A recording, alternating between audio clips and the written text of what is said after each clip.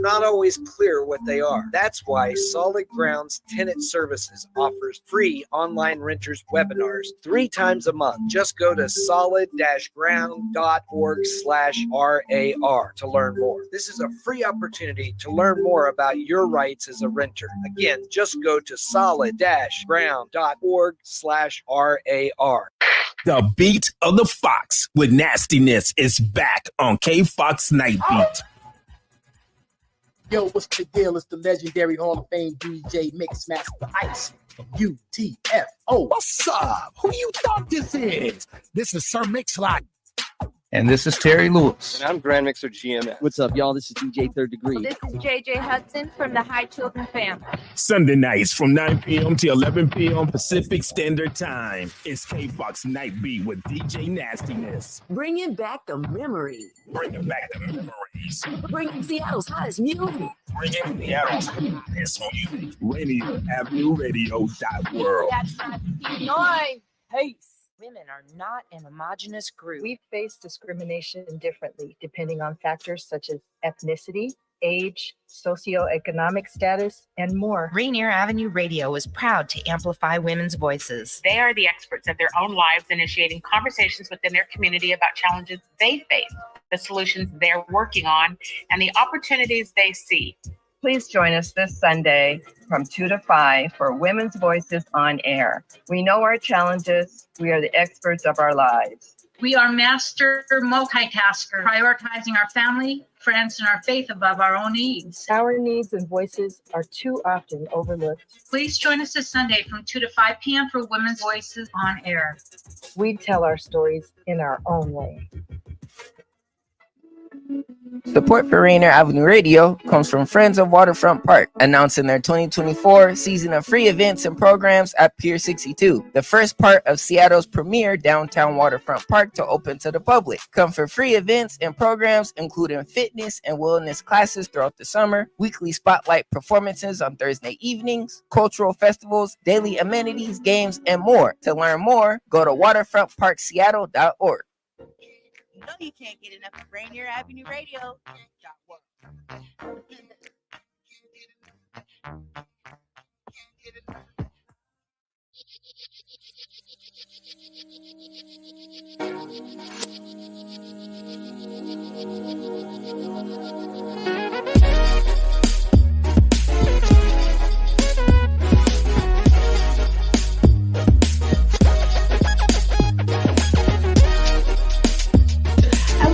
About the MLK Continuing the Dream Community Alliance. We're also talking about a task force, right? A number of us have been in a space where we heard about an organization called WE.R.E, Washington Employers for Racial Equity. It's W.E.R.E, WE.R.E.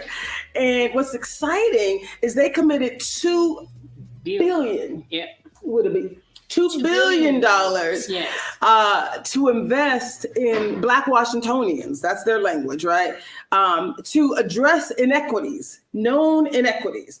And so they're 3 years into that 5-year commitment. So what we're able to do from an MLK perspective is we're here to come together to really support community. If you're not aware of it, we want to make sure you're aware of it. If you're like, what are they talking about? Why are they referring to inequities? What inequities might exist? We're going to go over that as well. So we're going to talk about the research, which you already know. I'm going to go through it relatively quickly. We'll put the detailed link in the chat so you can go through it at your leisure. We're also going to talk about some opportunities that are coming up. They have the first thing that I've seen, public event that's called a Supplier Diversity Conference. That's on September 5th. Okay. Yes. It's exciting. Yes. It's like, let's go, right? Yes. So if there's an opportunity and you have organizations, 80 to 100 of the top employers in the state of Washington, that's what WE.R.E, W-E.R.E, stands for, Washington Employers for Racial Equity. I'm going to pull up real quick there, Dr. Linda. Yes. So I just pulled this up. When you see this, Washington Employers for Racial Equity, it says our commitment to progress. Yes. An equitable future for Washington. So they're focused on changing the status quo. And when you think about MLK, Martin Luther King Jr., it really is about how do we show up and do it the right way, leading with love, right? Yeah. And I think leading with love means, first of all, that when you see that image says that every one of us deserve to have justice and equitable outcomes in our lives. And what has happened, we're not equitable when it comes to health benefits, when we come to job opportunities. We're often left behind. So all of this money that's out there, the community that's most impacted by it is not getting it. Dr. King, continuation of the dream, is what we started last year with a core group of our prophetic pastors in the community, and we all take on a different issue, is to really educate the community, bring together the community so that we can be empowered, most of all, receive these benefits, because that's what's going to lift us out of poverty into equitable outcomes for our community and for each other. So I think this continuing the dream, we don't need to start the dream all over again. Dr. King started that for us, and he said, I may not get to the mountaintop, but you will keep pushing. So continuing the dream is really about continuing what Dr. King laid for us. It's still real. We still have mass incarceration. We still have lack of home ownership. Yes. As far as Blacks, particularly Blacks, have the least amount of home ownership. And we know home ownership leads to economic stability. Yes. So it's important that we get that this money is available to the community. If a person want to own a home, they ought to be able to get that down payment to be able to move into housing. But like you see, the money comes in, a few selected people know about it, but the communities that really need it never gets it. So that's what I'm excited about, really elaborating and expanding this great work. I love it. I love it. So Nathan, I think I'm gonna need you. So we have a beautiful producer here. So Nathan, I'm gonna need you to find a way for that PDF to be zoomed in, so we can I don't know, whatever that looks like to you, share your screen, zoom in. We got to figure that out. So what's super exciting is, again, I'm going to add this back into the document. And what I love about it, I'm going to add this document rather back into the view, because again, we have an opportunity to say, what is WE.R.E, but then what are we going to do? What are we going to do? That's right. And so there's a video that Nathan pulled together about King. Okay. With his voice. Okay. Talking about community and equity. And we're basically showing up following this lead. So we're going to start with the end in mind. We're going to start with this energy. So Nathan, go ahead and show video number 1. Let us fight passionately and unrelentingly for the goals of justice and freedom. Let's be sure that our hands are clean in the struggle. Let us never fight with falsehood and violence and hate and malice, but always fight with love, so that when the day comes that the walls of segregation have completely crumbled in Montgomery, we will be able to live with people as their brothers and sisters. Oh God, our gracious Heavenly Father, help us to see the insights that come from this new nation. Help us to follow Thee and all of Thy creative work in this world, that somehow we will discover that we are made to live together as brothers, and that it will come in this generation the day when all men will recognize the fatherhood of God, the brotherhood of man. Oh my God, I love that. I love that. What did you like most about that? Well, what I like about that was Dr. King said, one thing that I heard is that we need to keep our hands clean and that we should operate in love. And what does love in action look like is, for me, it's lifting up those who can't lift up themselves. As we often say, we're not looking for a handout, but we just want equability in achieving the finances and the resources that we need, to break down the barriers that have often hindered us and stopped us from continuing to move forward. I love it. You got something you want to share? I ain't mad at you. We can bring that in. So what I love about this is, again, we got a couple of things happening. So we're focused on, again, our commitment to progress. Some people have never heard of WE.R.E. They didn't know there was a $2 billion commitment to progress. And so we're really prepping for an event on 11/11. I just said, let me bring in some voices that can help amplify so that we're ready to take full advantage of this. So the first event from WE.R.E. is going to be on September 5th. They're hosting their very first supplier diversity conference, the first public thing I've seen in this 3-year period. And I'm like, great. We want to make sure we take advantage of it, but we also want to lovingly hold people accountable. And I use the word love because MLK talks about leading with love, right? We want to invite people in to a process. My pastor's crazy. I'm not even sure what he's going to say right now. He's looking at me kind of crazy. But what you going to say? What you going to say about the concept of lovingly holding people accountable? First of all, good evening, everybody. My apologies for my tardiness in this historic week as the Democratic National Convention is underway. I am a political and news junkie, so it was very difficult to peel myself Thank you for coming. So I'm still trying to get to room temperature. Okay. Yes, let me get to room temperature. Okay. I want you what that look was. I was like, I like to set the stage. So we're going to go a little bit through this research. So apparently you're saying if I share my screen under our research, it's going to be zoomed in. Oh, Traci's screen. Okay. And share this tab instead. Add to stage. Is that what we're doing? And share this tab instead on the research tab. Share this tab instead. Okay. Can you guys see that? Click on, yep. Okay. So this is the research. Are they seeing the research documents? Wow, I love it when you got professionals in the room.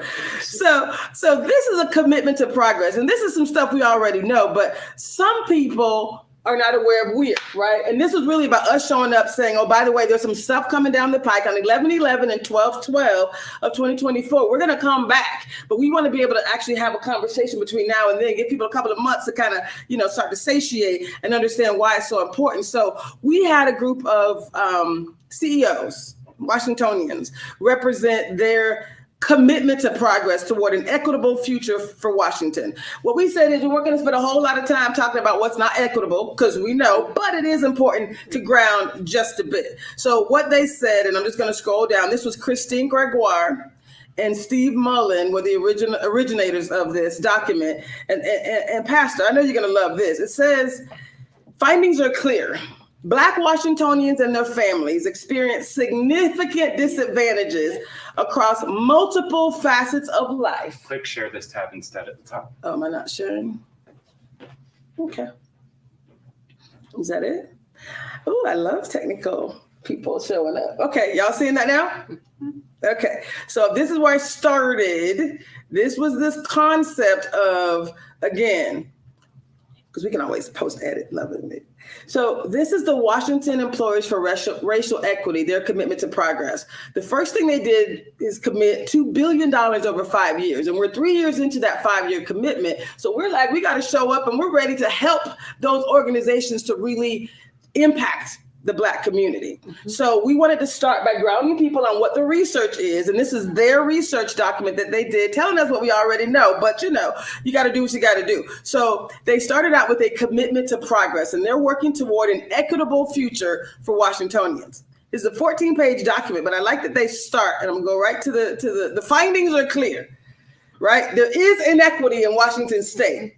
And they start with Black Washingtonians and their families experience significant disadvantages across multiple facets of life, the effects of which compound over time and cross generations. They talked about COVID and other recessional economic elements magnify the impacts and deepen those racial inequities.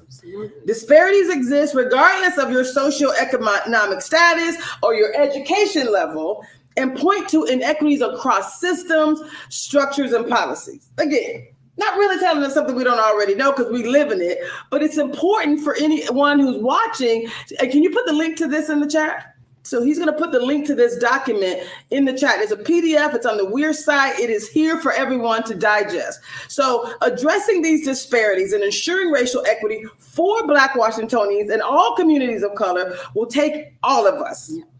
Working across public and private institutions, systems, policies, and societal structures.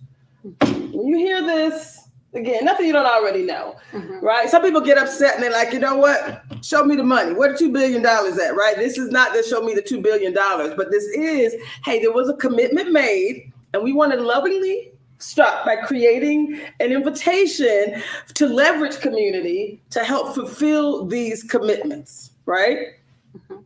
Yes, I think when you ask me what did I hear when I hear that, I hear collective power.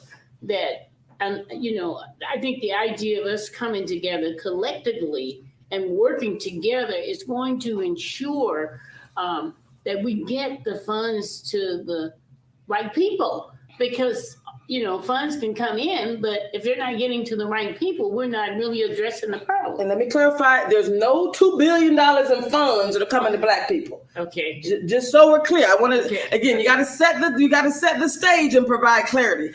There are $2 billion that were committed to be invested in improving the lives of Black Washingtonians. That's different.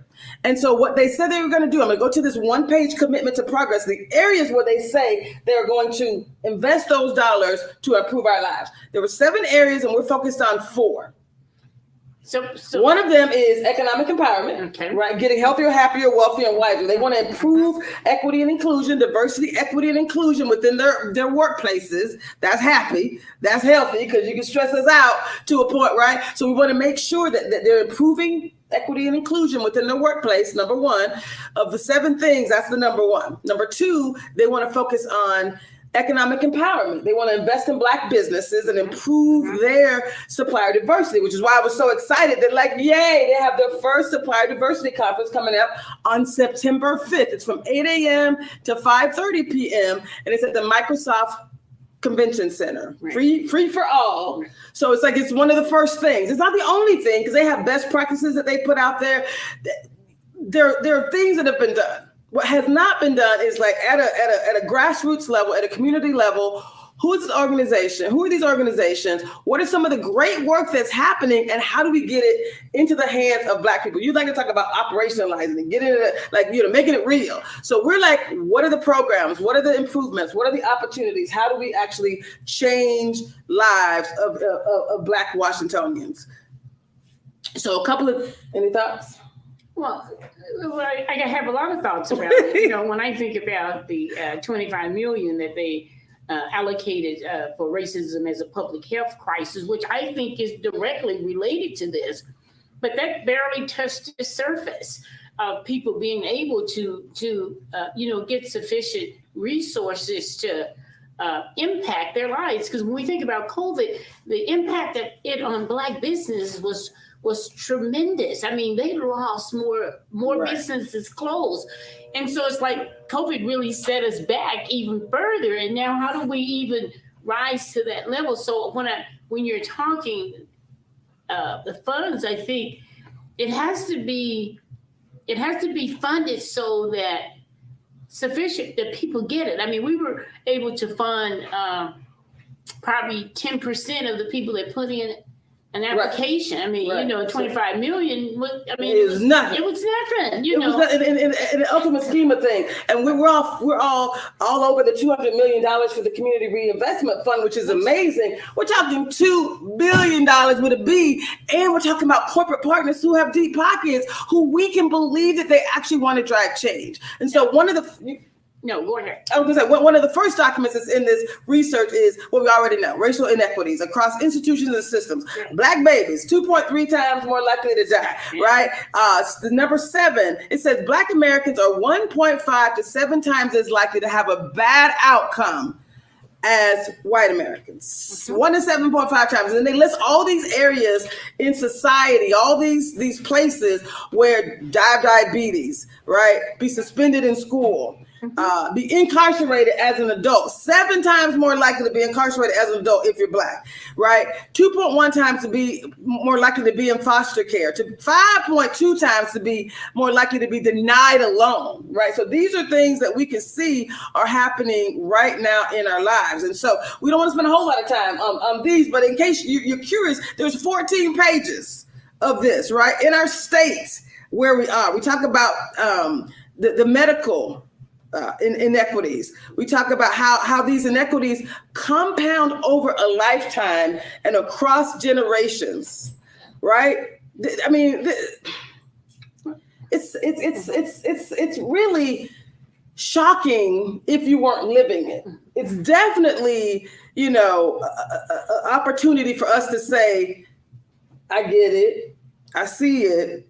Again, we could talk about this on and on. There's 14 pages and I'm on page 3, right? Are there disadvantages as it relates to income? Absolutely. So we could go through this document. Can you put the link in the chat one more time so people can go through this? Because I really want to spend time on solutions and what we can do, unless anybody wants to talk more about. I mean, there's no question. When you talk about it at a systemic level, that means it's in every aspect of life, right? You're more likely to be unemployed than white Americans, regardless of your education level. Again, you can have an advanced degree. You're still more likely to be unemployed, right? Structural inequity in healthcare, education, criminal justice, personal finance. These are things you don't already know, right? You talk about it on a regular basis, right? So what we wanted to do is say thank you to these WE.R.E employers who did this research. It was important for them to do this research. They said Black talent is underrepresented in higher paying jobs. We already know that. Black employees face barriers to promotion and career advancement. We already know that. Black owned businesses make up a disproportionately small share of corporate spend.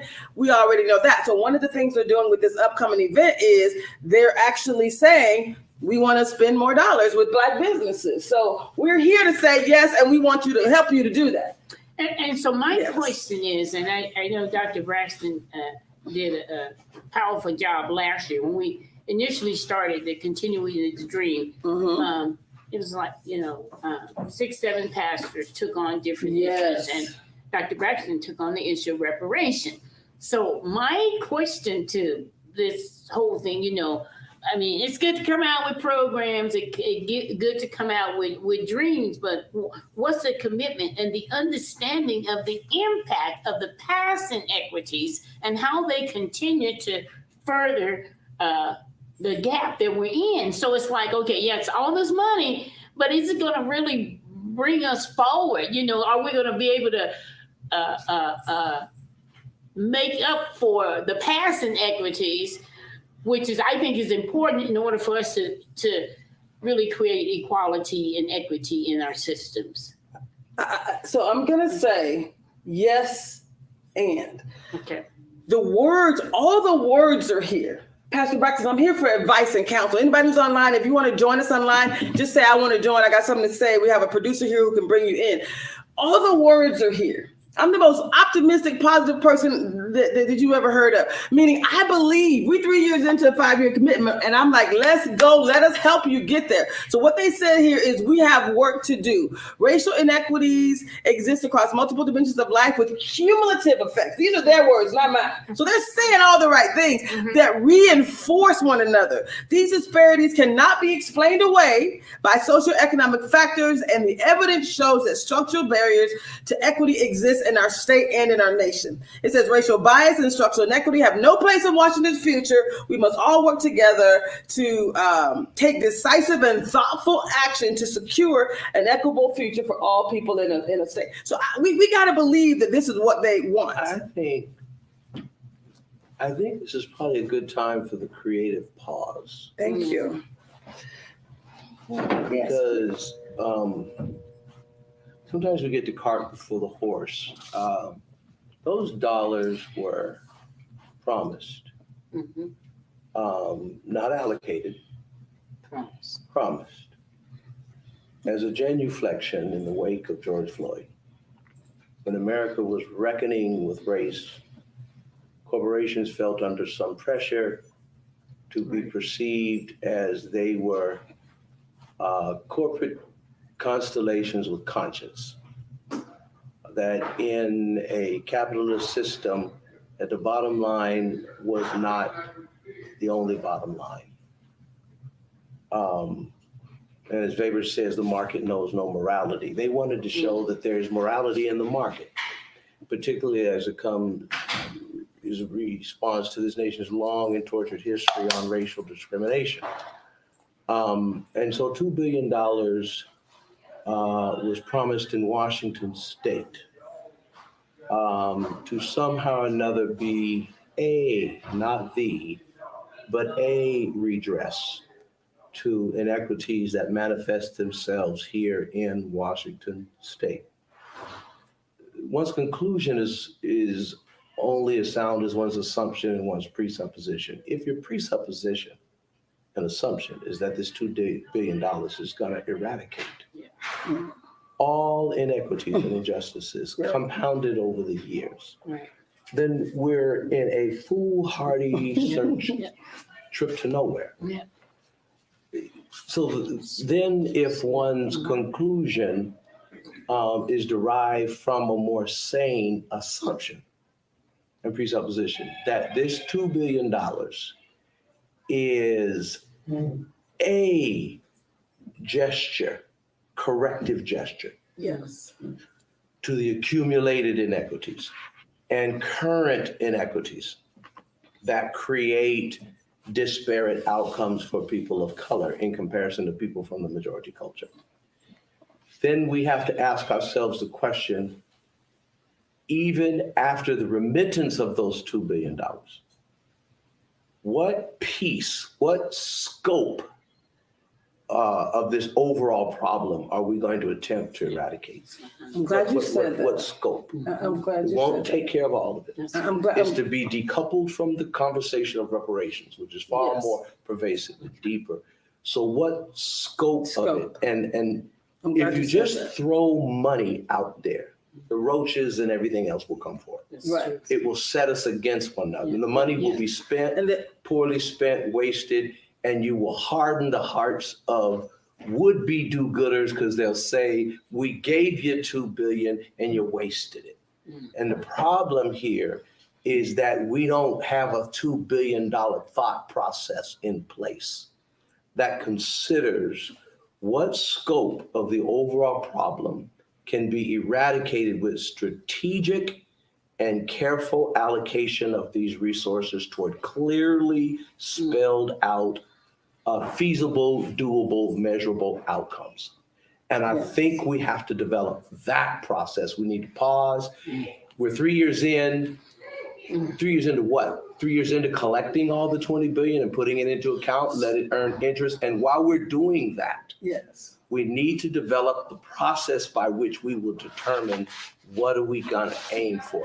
From my hearing of it, we're not even close to determining that. So we'll still be fighting each other for crumbs, fighting each other for crumbs. And I don't see anything good outcomes. So yes, what do you? 2 minutes to break. 2 minutes to break. So I just want to clarify on the screen. Thank you for that. That was beautiful. There is no checks for $2 billion being given to the black community. What there was a commitment to invest a combined $2 billion in corporate, community, and philanthropic efforts to support racial equity over 5 years. Again, we're 3 years into that 5-year commitment, and these bullets that you see on the screen are the 7 areas where they said they were going to focus. They said, number 1, they wanted to foster an inclusive corporate culture inside their organizations, including removing bias to achieve racial equity in hiring, evaluation, promotion, do anti-bias training, racial equity education for employees, support a community of Black professionals, amplifying the voices of and experiences of Black employees and customers. That was number 1. Number 2, they said they wanted to employ a workforce that reflects our communities. The percentage of our workforce that identifies as Black should mirror the percentage of the working age population that identifies as Black in the communities in which they operate. They're saying they want to achieve racial parity in average compensation for employees in similar job categories. That was number 3. Number 4, they want to increase Black representation in management and senior leadership positions. Number 5, increase internships and work-embedded learning experiences for Black students. Number 6, increase diversity and racial equity among contractors, vendors, and supplier networks, and increase investment in Black-owned businesses. And the last item was, and we're going to invest, it was just a restatement, a combined $2 billion in these corporate, community, and philanthropic efforts to support racial equity in the next 5 years. So it was really these areas. So we're going to come back and talk about the 4 areas where we're going to prioritize, and it's not about generically what's happening. There were some things that have been shared, and how do our children take full advantage of these opportunities? So stay with us on Rainier Avenue Radio. We'll be right back with a break, and stay tuned. Okay, so we're still live to the audience. That was just for the radio. Yes. Did these 6 things or did these areas provide some clarity for you? Yes and no.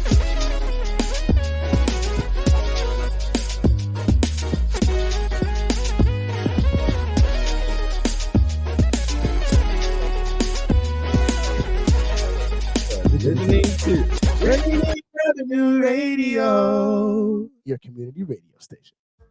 Do you have an idea for a community project in your neighborhood? You could be eligible for up to $50,000 in funding through the City of Seattle's Neighborhood Matching Fund. Grants are awarded to grassroots projects that build stronger communities, with an emphasis on projects led by impacting Black, Indigenous, and people of color BIPOC communities. To learn more about the Neighborhood Matching Fund or to see if your project meets the criteria, visit seattle.gov/neighborhoods/NMF. What's up, everyone? It's your girl, Queen Bree, inviting you to come join me on Clean Greens Living. Broadcasted Tuesdays, 12:30 p.m. Pacific Standard Time, live right here on Rainier Avenue Radio. On Clean Greens Living, we talk farming, community, and ways to being healthy. So come join me and let's discuss ways to create a healthier you and a healthier community. Hey, this is Paul Pearson. I've hosted the R&B show Star Time since the very beginning of Rainier Avenue Radio, and after years of featuring tracks from the 50s through the 80s, Star Time now plays R&B and hip-hop from the 1990s as well. A whole half-century of soul, funk, hip-hop, and more on Star Time, Wednesdays at 2 p.m. on Rainier Avenue Radio.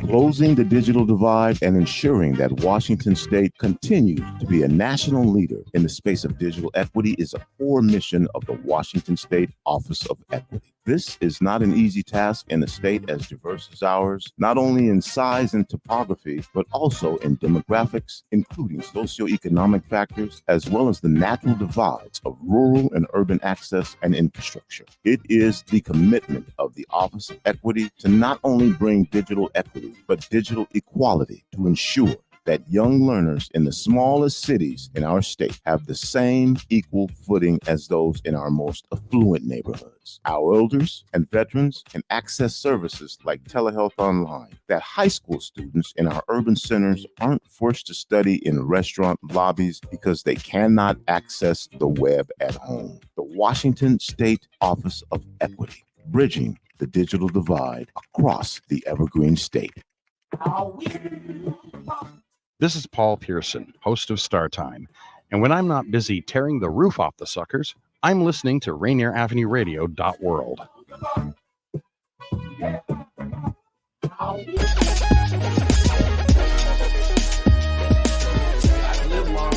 I've seen this movie before.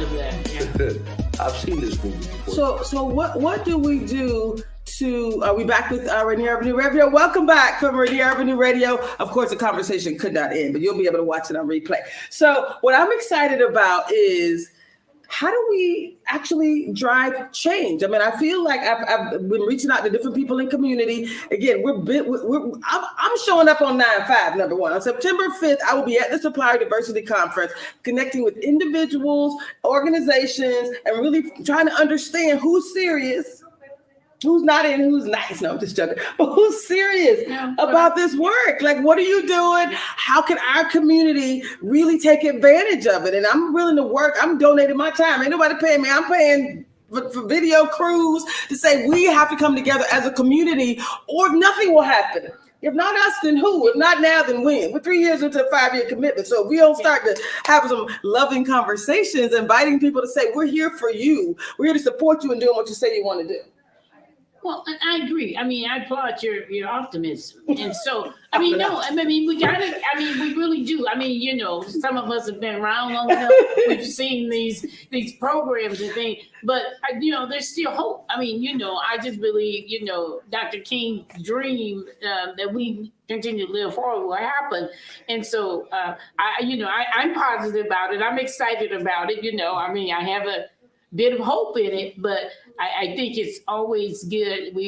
It's good to remember because when we remember what they've done, what the system has done, it allows us to not get caught into those traps as we move forward into a new way. So I think, as Dr. Braxton was saying, is that, you know, we need to, you know, make sure that the plan, that there's a clear plan, and we can't take it all, you know, like you say, $2 billion doesn't take on the whole issue. So prioritize, right, you know, what we're going to do, and maybe, you know, there's impact will come out of that. Right. Even of these 6 focus areas, the 4 that we're saying we're going to really focus on, because at the end of the day, fostering an inclusive corporate culture inside the organization, that is foundational before you start bringing people in. Because I'm like, don't hire my people if you ain't going to create an inclusive culture for them to thrive in. Otherwise, you're just kind of bringing people into a space. And I was in a, right?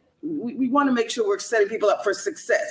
So I'm saying fostering an inclusive culture, critical. You can start focusing there. Number 2, you said you wanted to invest in our young people, increase your internships and work embedded learning experiences for our young people. We're going to make sure, right, there's a loving, safe space for the young people. Those internships are slightly different. They're designed for learning, right? They're designed for creating new skills for those young people. So we want to make sure, and typically there are Black employees and others that are nurturing those spaces. So internships tend to be much more positive experiences. So we want to make sure to understand, where can our Black youth go to get these opportunities that you say you want to increase? Can I ask a question? Yes, please. What is the entity that has been tapped to oversee this, to define its goals and objectives and its enforcement and measurement mechanism? Well, because without it, that means that everyone will interpret it in their own way, according to their own self-interest. Yes. So it's called W.E.R.E, W-E-R-E. There is an organization. They call themselves a convener. The current, I told you, the current ED is either a member of her church or your church, or her husband is. But Sherline Wilson is the current executive director. Craig Dawson is on the executive advisory team. Christine Gregoire was one of the founding members, still part of the leadership team, from what I understand. And so they have a executive director and then a leadership team, at least, you know. Is W.E.R.E funded? They are somewhat funded. They're not funded with $2 billion.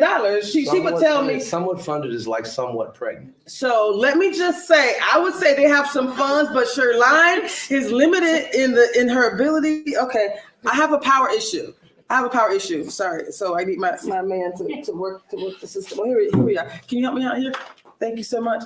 I raise the question because sometimes people they're tasked, but they're not funded. They don't, practically speaking, have an office with staff, with allocated dollars to meet payroll so they can move forward. They do. And where did that money come from? Was that part of the $2 billion? How was that money collected? Were they left to then go have to raise that money so they can get up and going? So are we expecting something out of someone for whom they're not even set up to do the job that we're out here thinking they're doing?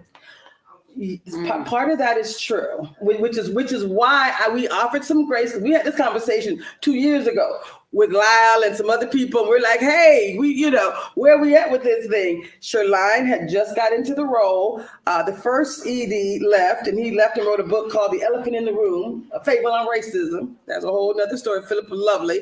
They already reached out to me as president of the Black MBA saying, we want you to help us elevate the work we're doing. I'm like, let's go. She has gotten another full year to get her team in place to try to, and I'm not saying she has enough, but we kind of gave her a pass because we're like, okay, I see what you're trying to do. She had a plan. She's working some task force. So there is a plan. There is some work happening. She's not looking at our community level. She's looking at it at their level of the organizations. And now, to your point, as of last year, the WE.R.E organizations are 80 to 100. I think there's like 60 or 65 now who are paying dues to help fund their work. So like you said, where this $2 billion is at, it's going to be about us connecting with the organizations who signed up. Antoinette wants to share thoughts. Okay, thank you. Did you bring her in? So she. I can bring her in. Okay, perfect. So does that make sense? Does that answer your question somewhat? So I feel like that's where we got to do some work. Yes, and no, as a 63-year-old pastor of 3 churches now, who's on any number of boards locally and nationally, who started 7 not-for-profits myself, I know what it's like when you legally exist, but you don't have the funds and the funding. And after a while, it becomes you exist to make payroll rather than exist to make the difference that you were supposed to make because you are underfunded. And so I have major questions about the how functional WE.R.E is in terms of the allocation of resources so that they have the human capital and the others to actually be about what they're about. Because if that piece is not strong, if they're the mechanism through which you're going to get the thought creativity about what's the scope of work we're going to do, how we're going to enforce it, how we're going to develop these relationships with these corporate partners, get those funds, how we're going to oversee it. Because one of the things you have to look at, we are now in an era over the last 30 years, part of our political culture has been to make anti-discrimination illegal. You had I-200, which legalized discrimination against Blacks in state contracting because collecting data was now seen as a discrimination against majority people. So how do you correct a problem you can't even define? So it was now legal from Vancouver to Vancouver to not include anybody. You've got what's going on now where, like I said, in some of our southern states, to where any DEI is illegal. So Microsoft, that most people look at as being a role model in corporate equity here in Washington State, they've closed their DEI offices and operations so that they don't run into problems with the contracts that they have with state governments and so forth in other places. Most people don't even realize that. So that we have made in this country half of our political systems, major two political parties, if you look at Proposition 2025, has been to make DEI and any mechanisms by which you realize inclusion and equity illegal. And so we're in a litigious society. So if you have any program that actually leads to equity, that has strategies by which you realize it in your workforce, in your management, so that people don't hit these invisible ceilings of race and class and gender, and gender assignment and all those kinds of things, that you will get hit with lawsuits.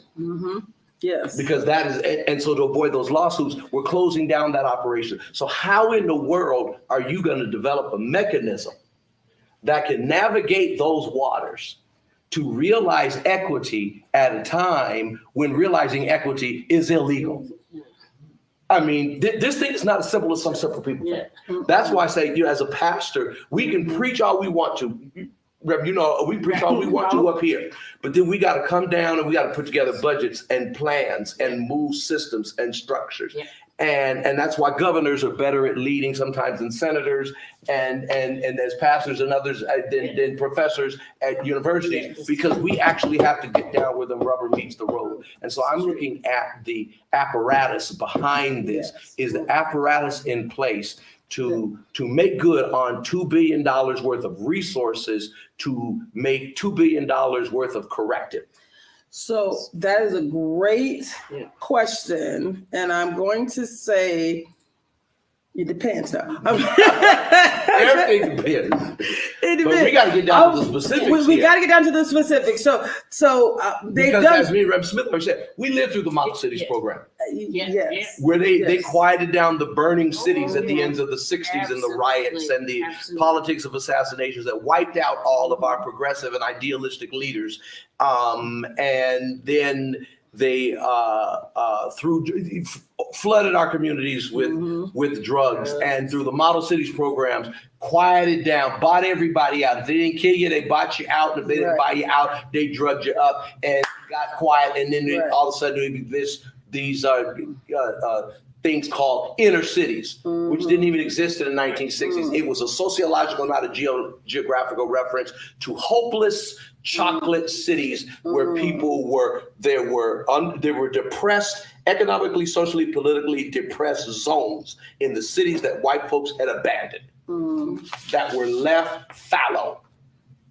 Until recently, with gentrification, white folks decided we want to come back in and move y'all out to the bridges and the underpasses.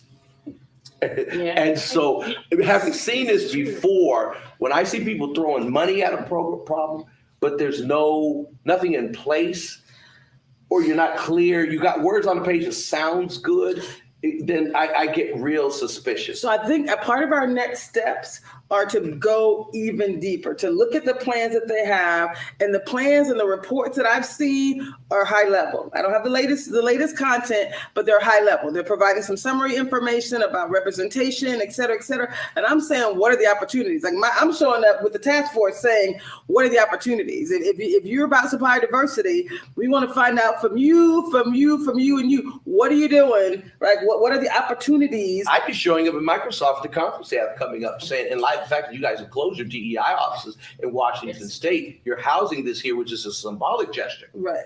But what structures are in place to actually realize equity, given that the structures that were in place, you eradicated them? So practically speaking, those are the questions. Talk to them. So we're gathering questions lovingly to create a space to ask these questions. Yeah. And I think at the end of the day, the thing I've experienced is they don't have to speak to us, which is why we said, let's have the MLK community, MLK Continuing the Dream Community Alliance, because you can't not speak to all the NAACP chapters. You cannot speak to major churches. Like, you can't just ignore us. And so that's kind of what this opportunity is to say, not only we want you to see us, but we want you there's questions that we're going to lovingly gather. And we're also saying at the end of the day, we're also a resource for you. If you're trying to do any of these things, you're going to need us to be the ones to actually help you to deliver, to improve the community. So I'm in the question asking mode. I don't have the answers, but I'm like, it's worth me putting myself out there to say, here's an opportunity that we can't leave on the table. $2 billion over 5 years, and we're 3 years into a 5-year commitment. That demands some if opportunity. You get the $2 billion. I don't think there's a get. If anybody's investing something, right, in any of those 6 areas, we want to be aware of what those opportunities are so Black people can take advantage of it. It's not like there's $2 billion worth of checks being written. Yeah. They're saying they're going to invest in these areas, and I'm like, I'm with you. I'm 25 years in the corporate space. I understand. Let's go. Show us the money. Yeah. Like show what programs are there for young people. Like, what opportunities exist for our young people? We got young people in our lives. We got a whole youth program, youth initiatives. We got supplier diversity. We need every Black business and anybody to be at that supplier diversity conference, asking questions to identify, like, what are these opportunities? We got questions we're asking, and we're inviting them into this alliance. So again, put your name in the chat if you're not already part of the alliance. And if you work for one of these companies, oftentimes the energy within the organization saying, what are we doing to fulfill our commitment to progress with WE.R.E? So that's the other reason I wanted to put this out there too, because a lot of people don't even know that their company, Microsoft being one of them, right, was one of the companies who signed the agreement, signed this commitment to progress. And so we're just basically saying, how can we support you in doing this work? We're starting lovingly. But I'm asking the question of, how do you measure of that $2 billion, okay, how much of it is Microsoft saying that it's going to commit? And then how will they itemize those? Say if they say we're going to do $30 million worth of, I'm just arbitrarily taking a number, How will you itemize that? How will you measure? We don't. Those are the questions, and that's the question I see 5 times in the chat. Attorney, and they give me a bill for their time. Well, it was there was 3 hours on the phone at $300 an hour. Right. So how are they itemizing that? And then there were some things on there that you don't necessarily throw money at. When you talked about having a inclusive culture, an anti-bias inclusive culture. Yeah. Well, an inclusive culture is not just having a workforce that in raw numbers shows inclusive of certain groups, comparable to the ethnic makeup of the state or what have you, but also an inclusive culture in terms of a boss not telling someone of Afro-Caribbean culture that we don't want dreadlocks here. Right.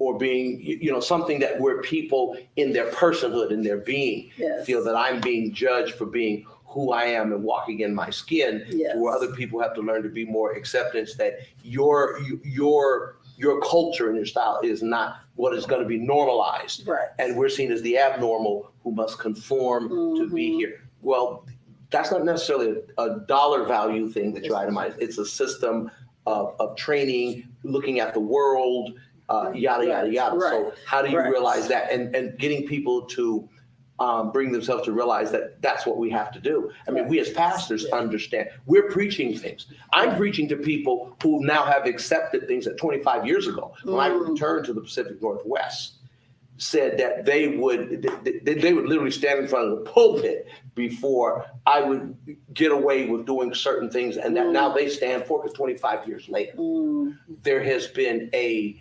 transformative change in how they see the world. Right. Yeah. And so corporate culture is going through that, just like religious culture. Right. So how do you? That's on the list of things that's mentioned relationship to this $2 billion, but I don't think that's necessarily something that you throw money at. So that's why I'm concerned with the funnel that all this is going through.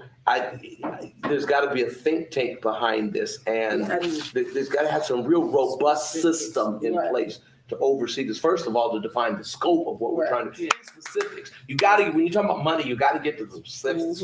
Right. And again, what I love about what you just said about culture, that's part of the reason I actually left corporate America, because I felt like there was an opportunity for us to do some work from the outside that you can't really do from the inside. Right. There was an opportunity to have conversations, to do things differently. So we do work now that's actually creating a space for leaders to have a new operating system, to think differently. Because we got to say, what are you doing differently from an equity and inclusion perspective that's going to lead to different outcomes for those Black Washingtonians, right? Like, equity is not saying the system is just going to continue to do what it does, because systems are designed to maintain the status quo. It's like, what are you going to do? Changing systems means you change individuals. So we do work called the Living Powerfully Experience, right? It's about changing you and having you look at your saboteur, your own saboteurs, and then creating a space, right? We've talked about this. We went through 6 weeks of living powerfully, some of that work. So we got to have an opportunity. It's not about me, but it's about we. It's like, how do we show up differently? Because we are the system. We are the system. So I'm curious. Again, we're coming to close. We got some people online who wanted to say some things. I know Eddie Rye might still be on, and there's a we call this the MLK, Continuing the Dream Community Alliance. And next Wednesday, we're actually celebrating the 61st anniversary of MLK's March on Washington. And I think you're going to be featured. Is that right? So you want to pull up the flyer real quick and see if Eddie Rye wants to talk a little bit about what's going down as you start? As far as the program next week? Yeah, and kind of celebrating 61 years of the March on Washington. Why is this the right way for us to approach this, again, very challenging opportunity, leading with love, approaching it in a collaborative way? Like, we're trying to follow MLK's lead. Some people are like, want to burn it down. I'm like, that's not my style, right? We want to ease into this conversation and show ourselves as resources. That's kind of how we're doing this. But we also want to make sure that there are really resources, and what are they? I don't look at it as the 61st commemoration, not celebration, because it wasn't an achievement unto itself. It was an attempt to provide public pressure toward the passage of the 1964 Civil Rights Bill. That probably would not have been passed were it not for the assassination of John Fitzgerald Kennedy. But it actually is the 69th commemoration of the killing of Emmett Till. The reason why the March on Washington was scheduled for August 28th is that's when Emmett Till was killed, August 28th, 1955, which is what Rosa Parks said was on her mind on December the 1st, 1955, when she refused to give up her seat on a bus, which she had done many times before. But she said she had the murder of that helpless little boy from Chicago on her mind. And when that white man asked her to give up her seat, she refused because she had Emmett Till on her mind. That was the George Floyd apocalyptic event of their generation. That was a transformative event, and it was still resonating.